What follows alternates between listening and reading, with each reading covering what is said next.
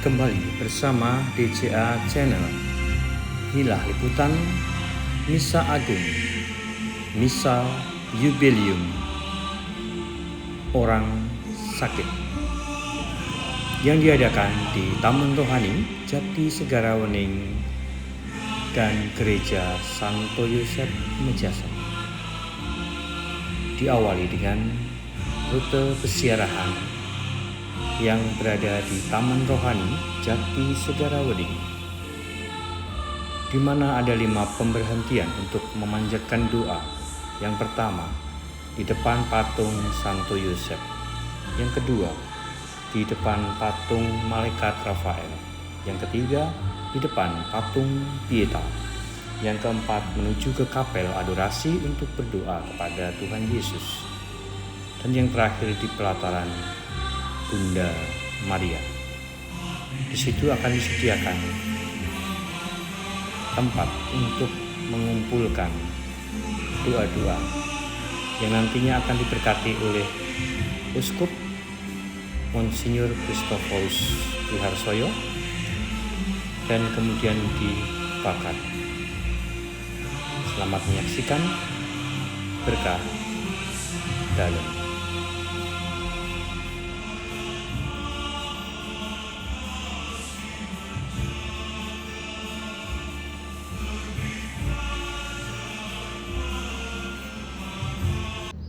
Bapak, Ibu, dan saudara-saudari sekalian yang dikasihi Tuhan, selamat pagi berkah dalam. Marilah kita sambut kehadiran Bapak Uskup, para romo, misdinar, dan petugas liturgi dengan menyanyikan lagu pembuka.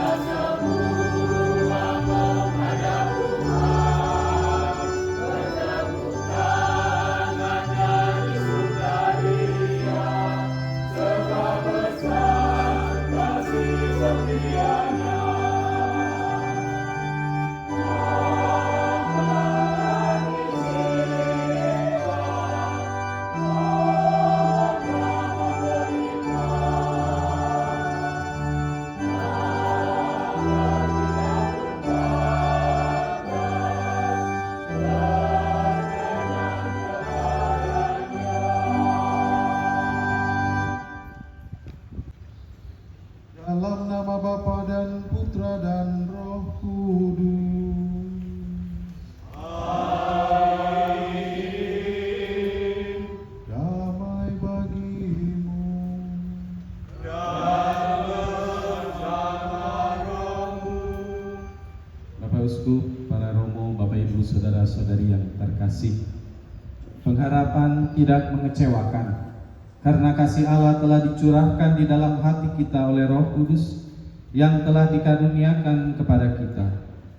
Roh Kudus sendiri yang menerangi semua orang beriman dengan cahaya pengharapan. Saudara-saudari yang terkasih, kita dipanggil untuk menjadi tanda harapan yang nyata bagi saudara-saudari kita yang mengalami berbagai kesulitan. Kita mulai rangkaian persiaran untuk mendoakan, memberikan perhatian, dan merayakan rahmat pembebasan dalam misa jubileum tematis untuk orang sakit. Pertolongan kita dalam nama Tuhan.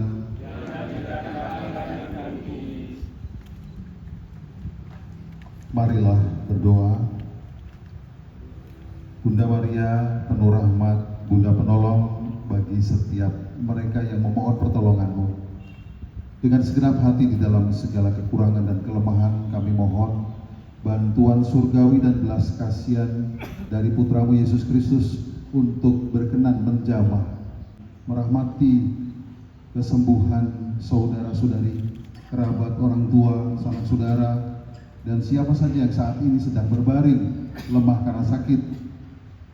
Semoga dengan penyertaan-Mu mereka tetap teguh dan sabar serta tidak kehilangan harapan akan sentuhan kasih dan rahmat kesembuhan dari Sang Ilahi. Dan semoga sakitnya ini menjadi tanda permenungan yang dalam bagi mereka akan cinta kasih Kristus dan membangkitkan imannya untuk semakin dekat dengan Kristus di dalam gerejanya yang satu dan kudus. Ya Bunda Maria, Bunda yang murah hati, kami mendoakan pula bagi tenaga-tenaga kesehatan. Dampingilah mereka dalam setiap tugas dan pelayanan, terutama cinta dan pengorbanan untuk menjaga, merawat, dan mengusahakan kesembuhan. Rahmatilah mereka dengan kesetiaan dan hati yang terbuka bagi siapa saja dengan pengantaran Kristus Tuhan kami. Amin. Dalam nama Bapa dan Putra dan Roh Kudus. Amin.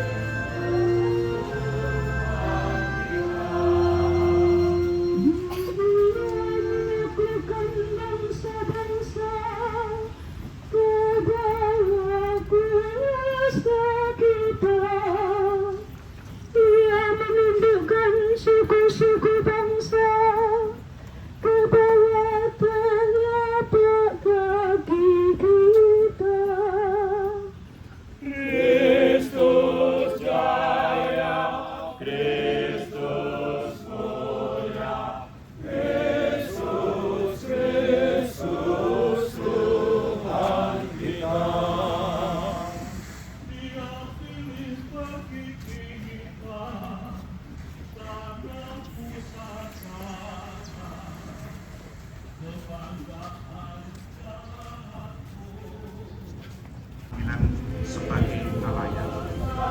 Meskipun mereka sudah sangat sakti dan berkompeten dalam pekerjaannya sebagai nelayan, mereka mau mendengarkan nasihat dan perintah Yesus. Allah merajai para bangsa di tahta yang kudus, bersemayamlah dia. Inilah Yesus yang percaya. Misa pada hari ini merupakan misa yang tematik dengan khusus orang sakit. Pada misa hari ini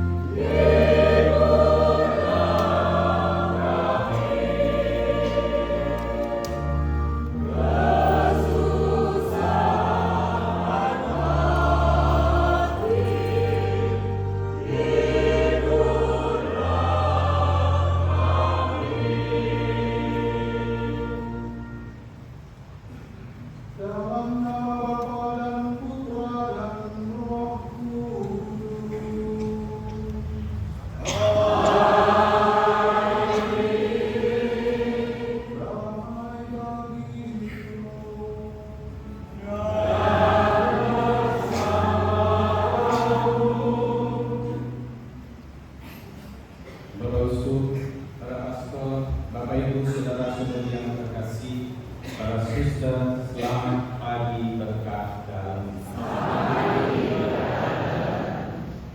Dalam bacaan Injil hari ini mengisahkan tentang mereka yang meninggalkan segala sesuatu lalu mengikuti Yesus. Hidup kita di dunia ini merupakan suatu proses terus-menerus menuju kebaikan dan kesempurnaan yang semakin berkenan di hati Tuhan dan sesama. Tahun Jubileum 2025 yang mengambil tema Pestiara Pengharapan, Paus Fransiskus berharap semoga di tahun Jubileum ini menjadi kesempatan bagi semua orang untuk menghidupkan kembali harapan. Pengharapan tidak mengecewakan karena kasih Allah telah dicurahkan di dalam hati kita oleh Roh Kudus yang dikaruniakan kepada kita. Semoga Allah yang Maha Kuasa mengasihi kita, mengampuni dosa kita, dan mengangkat kita ke hidup yang kekal.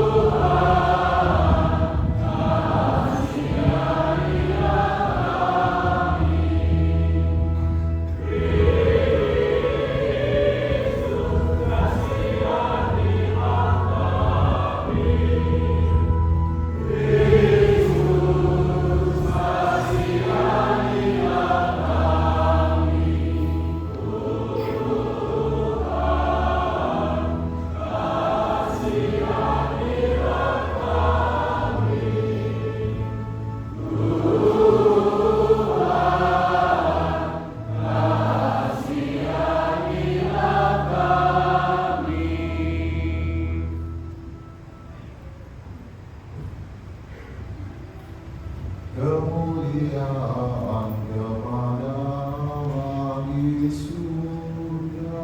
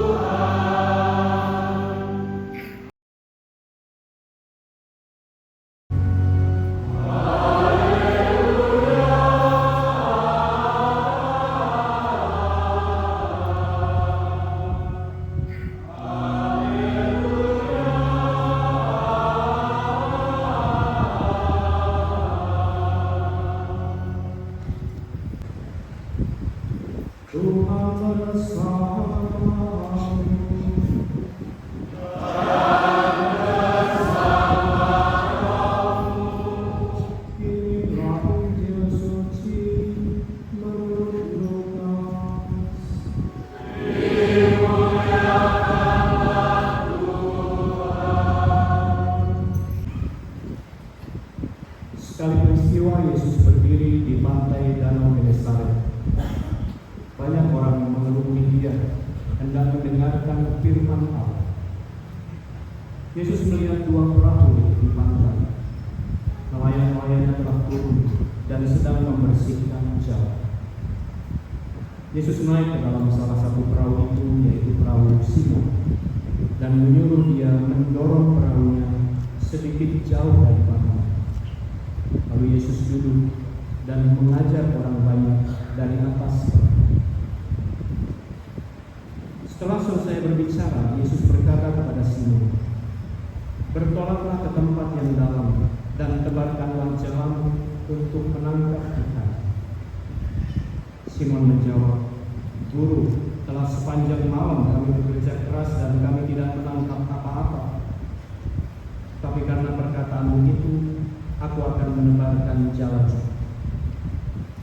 Setelah melakukannya, mereka menangkap sejumlah besar ikan sehingga jalan mereka mulai koyak. Lalu mereka berisyarat kepada teman-temannya di perahu yang lain supaya mereka datang membantunya. Mereka pun datang, lalu bersama-sama mengisi kedua perahu itu dengan ikan hingga hampir tenggelam. Melihat hal itu, Simon Petrus pun sujud di depan Yesus dan berkata, "Tuhan, pergilah dari hadapanku, karena aku ini seorang berdosa." Sebab Simon dan semua orang yang bersama-sama dengan dia takjub karena banyaknya ikan yang mereka tangkap. Demikian juga Yakobus dan Yohanes, anak-anak Zebedeus yang menjadi teman Simon. Yesus lalu berkata kepada Simon, "Jangan takut, mulai sekarang engkau akan menjala manusia." Sesudah menarik perahu-perahunya ke darat, mereka pun meninggalkan segala sesuatu, lalu mengikuti Yesus. Demikianlah Injil Tuhan.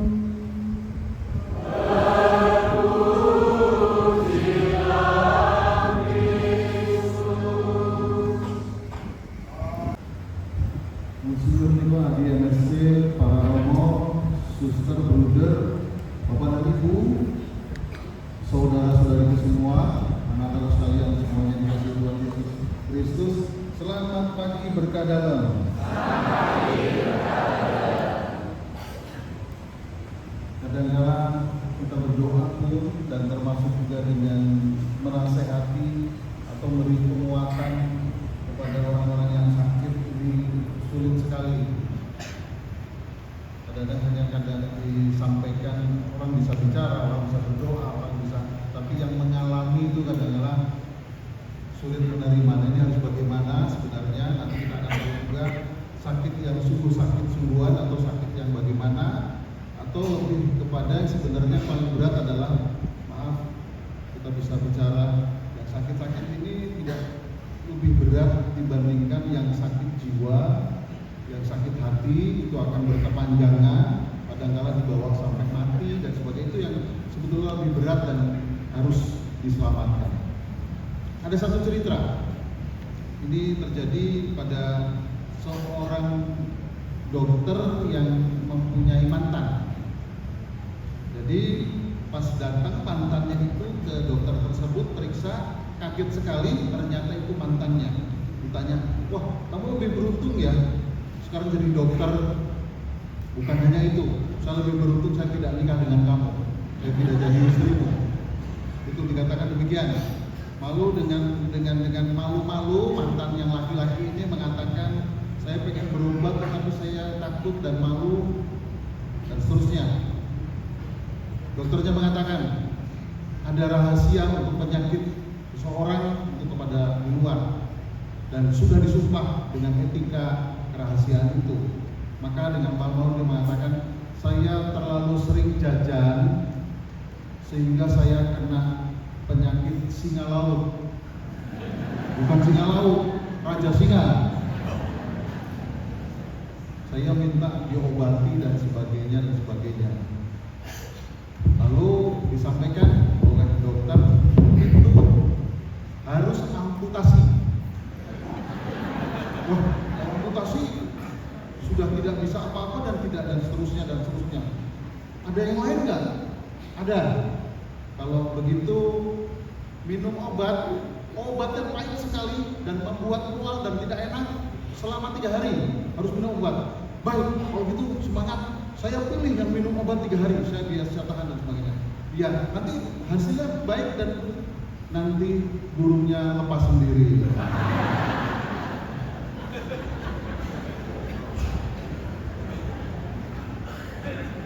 Dari cerita demikian biasanya orang sering saling menyalahkan. Kita tahu ini kejahatan, ini dosa yang selalu dilakukan oleh laki-laki. Makanya disebut raja singa, tidak pernah ratu singa. Jadi ini perbuatan laki-laki. Tapi sebenarnya ini hanya tuduhan. Laki-laki itu jajan, kalau nggak ada yang dibeli juga nggak akan beli. Jadi sebenarnya sama saja. Lalu sama juga ini mungkin kejahatan wanita atau apa saja, penyakit wanita. Pernah lihat nggak yang sakit sungguh-sungguh panas, sakit dan panas menggigil-gigilnya, itu langsung suaminya pegang dengan tangannya. Wah, ini harus dengan air es, harus dikompres. Akhirnya diambil kompres juga nggak sembuh-sembuh. Akhirnya dengan sedepok uang ditempelkan langsung sembuh. Itu penyakitnya wanita.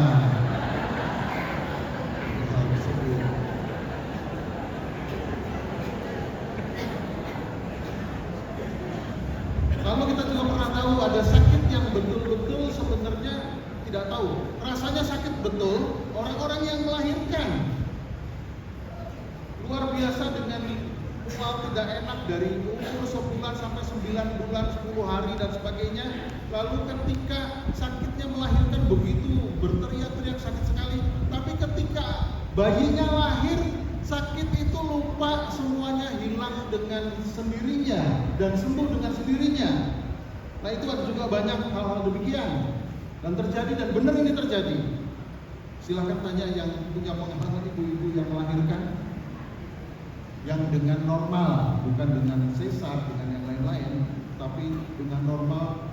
Begitu sakitnya seperti apa, tetapi ketika bayinya lahir dia lupa sakitnya, walaupun harus dijahit banyak seterusnya. Lalu ada juga kecelakaan maut, tetapi dengan kecelakaan maut berkali-kali orang selalu bertanya, dosa saya apa Tuhan? Saya kok kecelakaan maut berkali-kali, tapi masih bisa bersyukur. Sesudah kecelakaan sampai hancur dan sebagainya, terus tanda salib, terima kasih, tidak cacat dan tidak mati, masih diberi kesempatan hidup. Itu siapa? Saya sendiri. Saya punya pengalaman itu. Saya masih bersyukur tidak cacat, tidak juga mungkin cacat otaknya, tapi paling tidak itu pernah dilakukan kecelakaan maut yang menakutkan berkali-kali. Apakah dosa saya selalu berteriak, tapi masih tetap bersyukur dan seterusnya. Ada banyak juga orang yang tidak percaya, yang mengatakan tidak mungkin sesuatu. Ini adalah orang yang sakitnya sebenarnya psikosomatis, karena tidak percaya untuk sembuh dan juga berpikir selalu buruk akan sakit badannya, maka betul-betul akan terjadi sakit dan seterusnya. Lalu juga orang yang kurang pasrah, tidak percaya akan mukjizat. Ini nanti larinya kepada unbelievers atau orang-orang yang tidak percaya sama Tuhan dan kebaikan. Itu ada banyak. Lalu juga dengan orang yang sangat takut, selalu takut dengan yang disebut setan, takut yang disebut dengan hal-hal klinik, hal-hal dan sebagainya. Kalau takut itu nanti benar-benar bisa terwujud, dematerialisasi. Jadi kalau kita takut pocong, akan muncul pocong keluar dengan mata kita. Takut kuntilanak dan sebagainya akan muncul juga, itu karena ketidakberimanan. Dan sebenarnya ini disebut dengan dematerialisasi yang bukan mewujudkan kehadiran Allah. Saudara-saudara yang dikasihi dalam Kristus, saya mau tanya sekarang, perbedaan sakit dan dosa sama atau tidak? Maka itu bisa dihubungkan. Kalau yang disebut dengan sakit atau menderita itu tidak berakibat dari dosa. Kalau perbedaannya, tetapi dosa mengakibatkan penderitaan dan sakit. Maka lebih berat yang mana? Yang berdosa itu sakit, sama. Sedangkan orang yang sakit belum tentu berdosa. Dikatakan di sini penderitaan bukan tidak selalu akibat dari dosa, tetapi berdosa mengakibatkan sakit, penderitaan. Nah, kalau kita sekarang mau menyamakan semua, bukan lagi perbedaannya antara sakit dan dosa, sama. Ini dapat diterima oleh semua orang, tidak ada yang tidak sakit, tidak ada yang tidak berdosa, kecuali Tuhan. Maka kita sama, kita semua tuh dan sakit, kita juga semua adalah orang berdosa. Maka ini akan diterimakan kepada semua orang. Jadi sama sakit dan dosa itu, penderitaan dan dosa itu sama. Lalu juga soal psikis dan fisik. Ada orang yang sakit fisik, tapi ada yang sakit psikis. Begitu sebaliknya, nanti mana yang lebih berat, mana yang bisa menyembuhkan dan seterusnya, itu kembali lagi nanti kepada yang disebut juga diobati atau ditobatkan. Itu bisa disembuhkan, bisa diobati dan bisa ditobatkan. Lalu semuanya adalah penderitaan, semuanya yang disebut dengan sakit dan dosa itu adalah penderitaan. Butuh obat dan butuh sembuh sebenarnya. Butuh obat dan butuh sembuh. Maka kita yang mau jadi lebih seperti Petrus juga sakit, Petrus juga berdosa ketika nggak percaya dan menolak.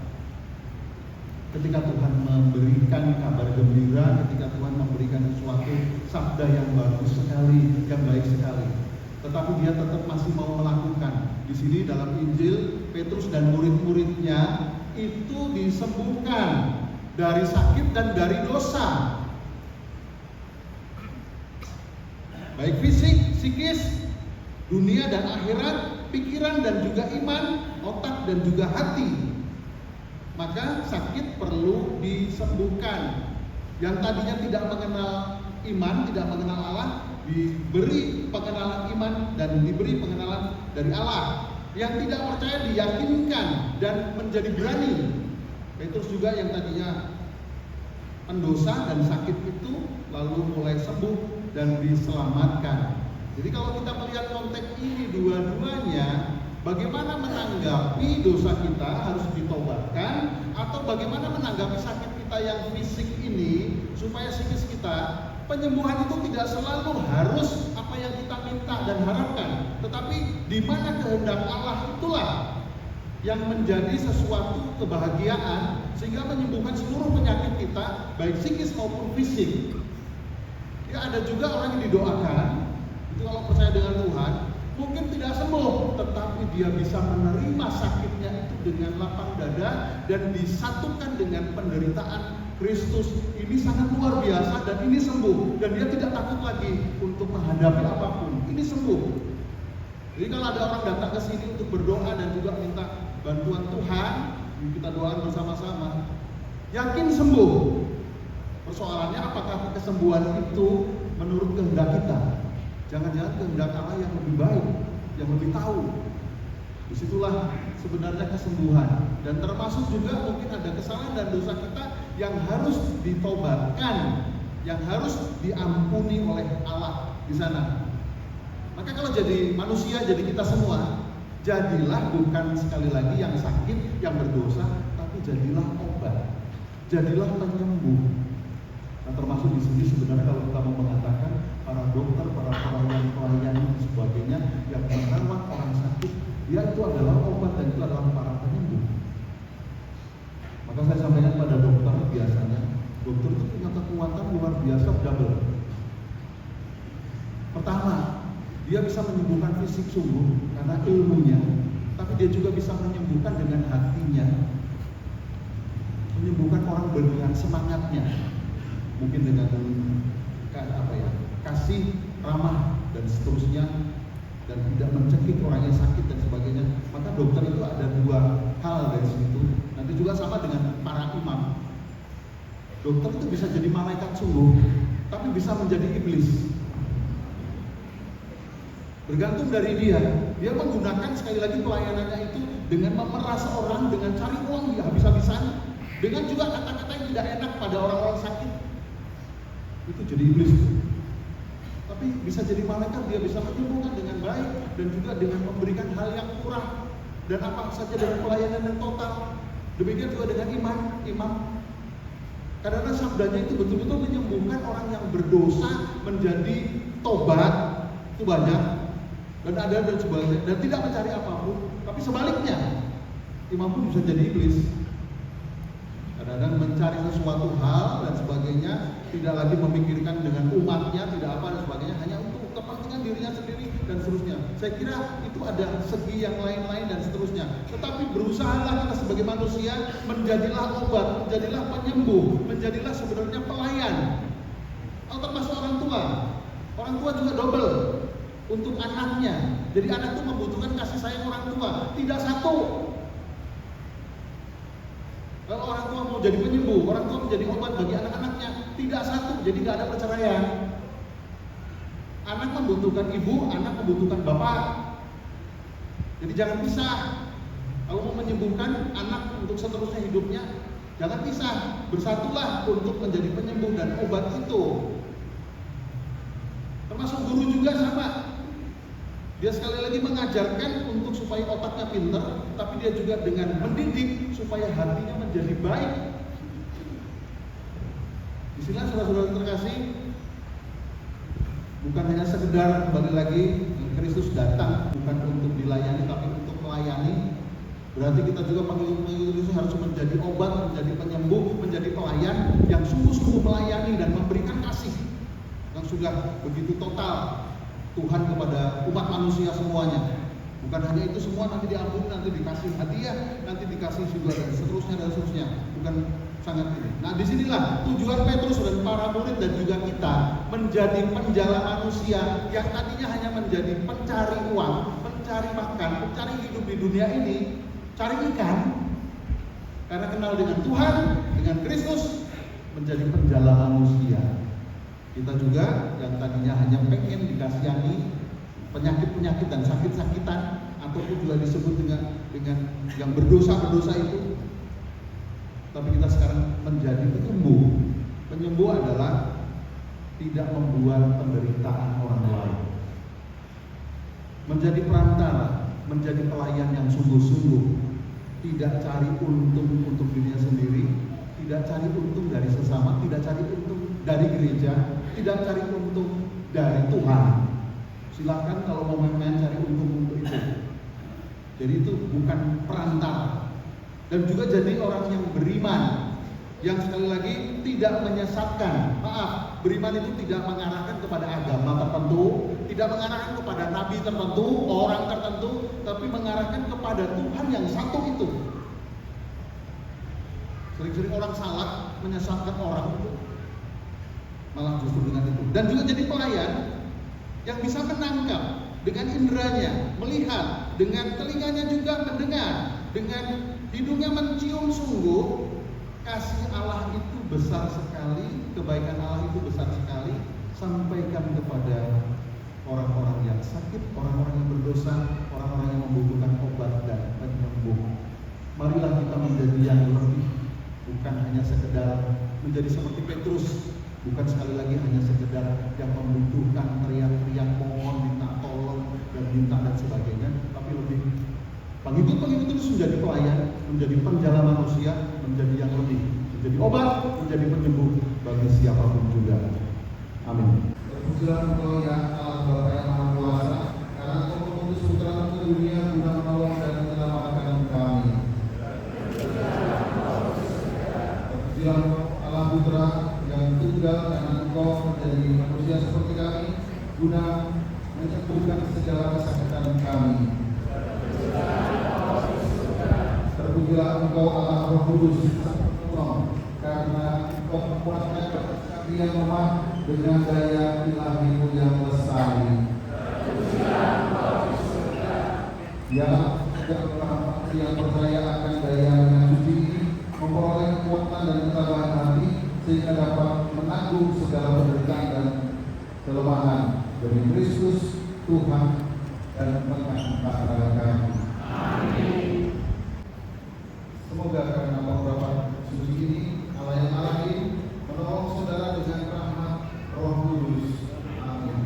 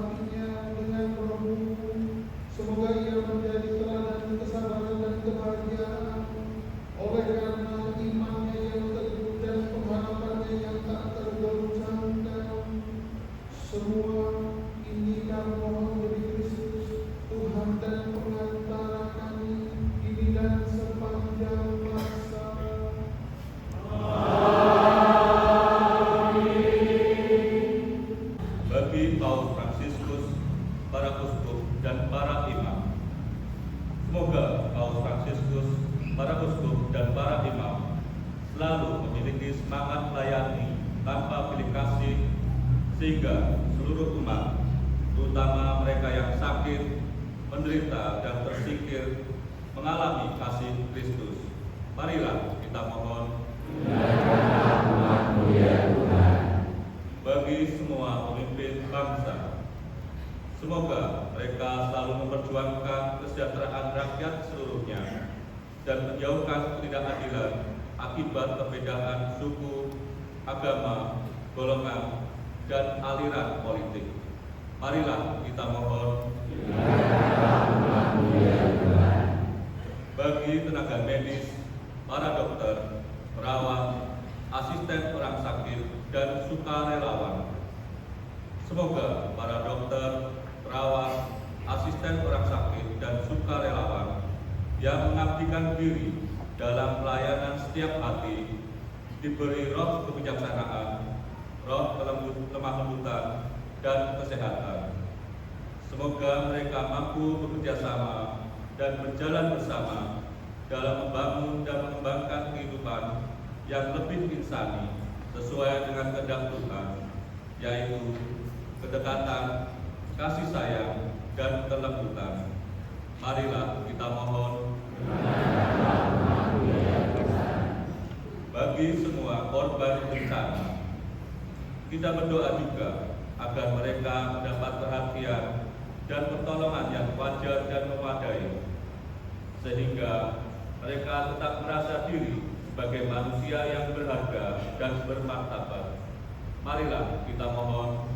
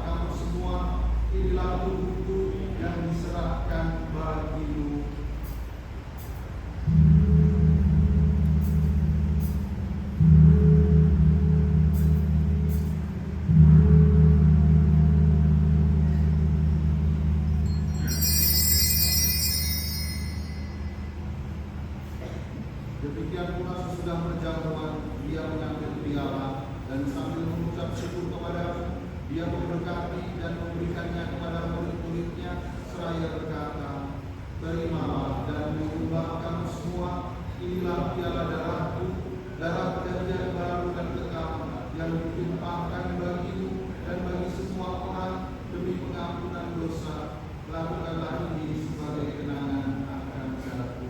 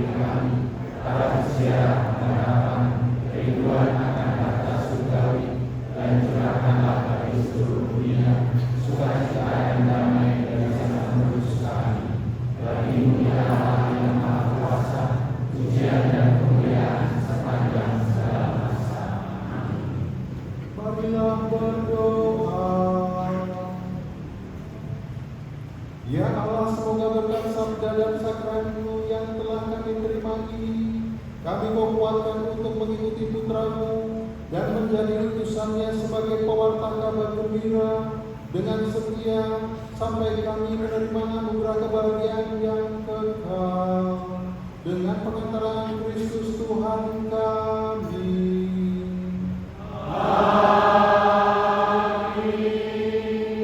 Yang saya hormati Monsinyur Triharsono dan juga Monsinyur Niko Adi. Luar biasa ya, hari ini kita dihadiri dua uskup kita. Dan Monsinyur Niko ini untuk saya istimewa juga karena beliau adalah yang menghabiskan saya 17 tahun yang lalu. Lalu juga yang saya hormati Romo Pijen, Romo Marjono, Romo Sekjen, Romo Kor, para romo di sana lumayan banyak. Para brother suster, dan kali ini saya juga menyapa secara khusus para tenaga medis, dokter, perawat, karyawan-karyawati ataupun sukarelawan rumah sakit. Bapak Ibu saudara-saudari, anak-anak yang terkasih, selamat siang berkata. Saya sebagai Romo Paroki sama Yosef Jasem sudah 7 bulan, tepatnya baru 7 bulan. Mewakili seluruh umat Paroki Jasem mengucapkan terima kasih atas kehadiran kita semua pada perayaan Jubilee orang sakit pada hari ini. Kami sebagai, saya tidak mau bilang tuan rumah, kami sebagai hamba rumah para pelayan ini dari Paroki Jasem mengucapkan juga terima kasih atas kesempatan yang diberikan atau lebih tepatnya dipercayakan kepada Paroki Jasem untuk melaksanakan perayaan ini di Jubilee orang sakit dan keuskupan. Kami semua mengucapkan terima kasih Monsinyur atas kesempatan ini. Dan juga saya mengucapkan terima kasih yang berikutnya kepada seluruh panitia, baik dari Paroki Jasem maupun dari pusat dan Pak Jono, sering juga memberikan masukan kepada kami. Terima kasih banyak atas seluruh panitia. Saya tidak bisa menyebutkan satu persatu. Memang saya sih yang sampaikan, tetapi yang sebenarnya benar-benar kerja keras adalah panitia dan Romo Resa. Romo Resa ini kerja keras. Pagi-pagi kita sebelum ayam berkokok, Romo Resa sudah free pagi-pagi. Sudah posting ini belum beres dan terima kasih Romo Resa yang baik hati, rajin.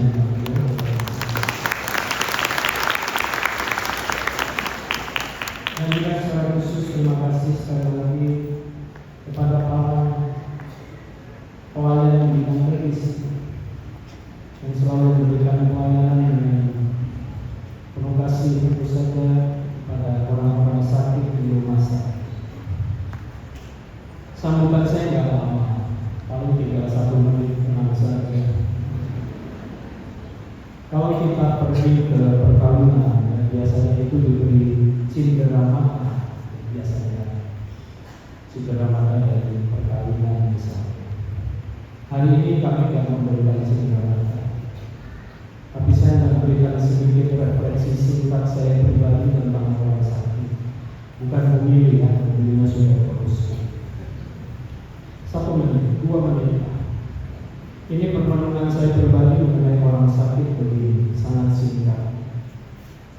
Yesus itu, kalau kita baca dalam Injil, dia berhadapan dengan 2 kategori orang yang saya terkait dengan kuantitas. Yang dihadapi Yesus yang pertama adalah massa orang banyak. Misalnya Yesus memberi makan gratis 5.000 orang. Atau Yesus khotbah di atas bukit. Bagus juga daripada singkatnya dengan. Atau Yesus berkhotbah banyak orang. Kalau orang banyak seperti itu, biasanya yang terjadi adalah anonimitas. Anonim, tidak dikenal. Saya kalau lihat wajah-wajah di sini juga banyak yang anonim, saya tidak tahu siapa orang. Tetapi Yesus juga itu melayani secara sangat personal, satu dengan satu orang atau beberapa orang. Misalnya Yesus menyembuhkan orang buta, atau Yesus berbicara atau berdialog dengan seorang wanita Samaria di sumur. Lama loh Yesus ngobrolnya itu dengan satu orang saja, lama. Nah, ini yang saya sebut dengan personal. Atau waktu Yesus menyembuhkan anak Yairus, dia kan datang. Dia datang, banyak orang kumpul, kan udah mati anak. Banyak orang kumpul, apa Yesus bilang? Kalian keluar semua. Lalu dikatakan Yesus membawa ibu, ayahnya, dan anak yang meninggal, hanya 4 orang, satu keluarga. Ini personal. Atau yang menarik juga adalah yang sakit perdarahan. Di tengah keramaian dia sentuh jubahnya, lalu dia sembuh. Apa yang terjadi sebenarnya saat ini? Yang terjadi adalah dari kebisingan massa, Yesus membawa pada suasana personal. Terjadi dialog di tengah kerumunan orang banyak. Terjadi dialog hanya dengan Yesus dan wanita itu. Ada tahu nggak kalau zaman sekarang ada yang namanya headphones yang canggih, smart headphone. Di smart headphone itu ada yang namanya fasilitas noise cancelling. Noise cancelling artinya memblok kebisingan. Kalau noise cancellingnya tidak nyala, saya pakai, Anda ribut, saya bisa dengar. Musiknya saya dengar sih di dalam headphone, tapi Anda bisa saya dengar ribut. Tapi kalau saya pijit noise cancelling, Anda semua mute diam, tinggal saya dengan musik. Peristiwa wanita memegang jubah Yesus di tengah kebisingan, lalu Yesus berdialog dengan wanita itu. Yesus menekan tombol noise cancelling. Tiba-tiba semua ini, tiba-tiba seolah-olah semua orang tidak penting kecuali wanita yang sakit pendarahan. Dia berdialog dengan Yesus secara sangat personal dan pribadi. Kita diajar oleh Yesus untuk melayani dan mengasihi secara detail, bukan massal. Golden rules atau massal, aturan emas mengatakan begini: keindahan itu dilihat dari detailnya. Kalau kita bilang tas ini bagus, bagusnya di mana? Di detailnya. Mungkin jahitannya rapi, mungkin resletingnya mewah, mungkin dilihat di detailnya keindahan. Demikian juga kebaikan itu dilihat dari detailnya. Dan contoh yang sangat konkret dari pelayanan detail adalah mengunjungi orang sakit. Itu pelayanan detail. Yesus juga tidak mengunjungi ibu bertua. Itu detail. Tidak banyak orang. Kalau Anda googling image mengunjungi orang sakit, Anda cari gambar mengunjungi orang sakit di Google, itu selalu yang muncul adalah seorang yang terbaring sakit, lalu ada seseorang yang menggenggam tangannya. Menggenggam tangan itu adalah sangat intim, sangat personal, dan mendengarkan penderitaannya. Semoga momen jubilium orang sakit hari ini tidak hanya berhenti pada perayaan massal 1.200 orang katanya yang mendaftar di banyak massal, tapi berlanjut pada pelayanan yang lebih detail pada orang-orang sakit yang akan Anda kunjungi, yang akan Anda genggam tangannya, dan yang akan Anda dengarkan penderitaan. Matur nuwun berkata terima kasih. Semoga sumber segala penghiburan menambah hidup saudara dalam damainya dan melimpah saudara dengan karunia berkat-Nya. Semoga senantiasa membebaskan saudara dari segala kecemasan dan menumbuhkan hati saudara dengan kasih-Nya. Semoga saudara melimpahkan anugerah pengharapan, iman, dan kasih menjalani hidup sekarang dan dengan karya-karya baik dan dengan sukacita yang dapat mencapai hidup kekal. Amin. Semoga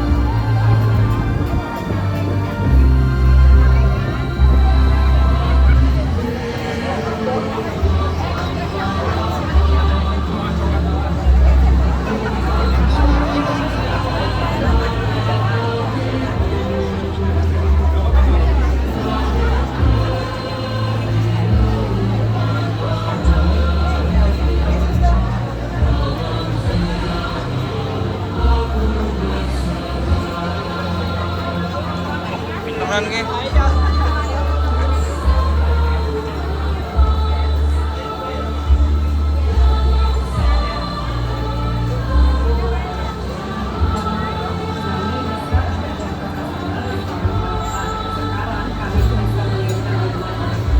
Semakin saya bisa berkembang dengan dalam juga, semakin banyak petani di Indonesia yang bisa